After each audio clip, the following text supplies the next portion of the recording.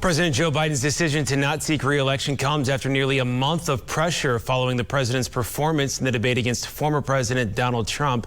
News on 6's Alex Cameron talked with me earlier about what's next and how Oklahoma's congressional delegation is responding.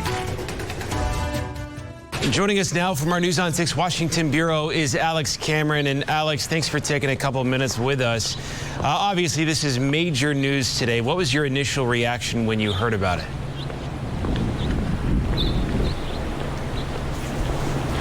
Well, you know, I came down here to the beach this weekend, to Rehoboth Beach, where I come most weekends, hoping to relax, but realizing there was a good chance I was going to end up working, which is the case. I have to say, though, I wasn't really expecting the announcement to come today. Certainly, there was an expectation that the president would withdraw from the race sometime here in the near future. The pressure had been building on him really ever since the poor, disastrous, a lot of people call it, performance in the debate.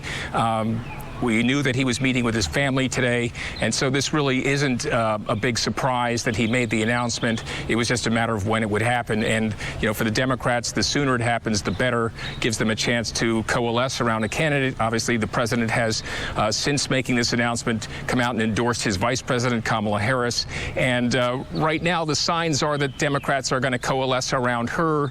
We'll wait and see if any other prominent Democrats decide to come out and make a go at this themselves. So far, we haven't actually seen that happening. And so it'll be more of a question of, who does Kamala Harris decide to choose as her running mate? But, there's a lot that has to happen. Right now, people are just still kind of taking this in, the fact that, we actually have the guy who was going to be the presumptive nominee has decided at this late stage of the race to step away. Yeah, in Oklahoma's congressional delegation, of course, are all Republicans, but a few of them have been weighing in on this. What are the Oklahoma people in Congress saying? Well, I mean, fairly predictable responses, kind of running the gamut of just talking about how, Senator Langford saying that, he didn't get in this position, because of his mental capacity. It's because of, his policies, and going through a listing off the policies that have put him behind in the polls and that he thinks, make the Democrats a long shot to win in November. Others, Senator Mullen, Congressman Burkeen, Congressman Hearn, are all coming out and taking a little stronger, more aggressive tack and saying that, if President Biden isn't fit to run for office, then he's not fit to remain in office and should resign immediately.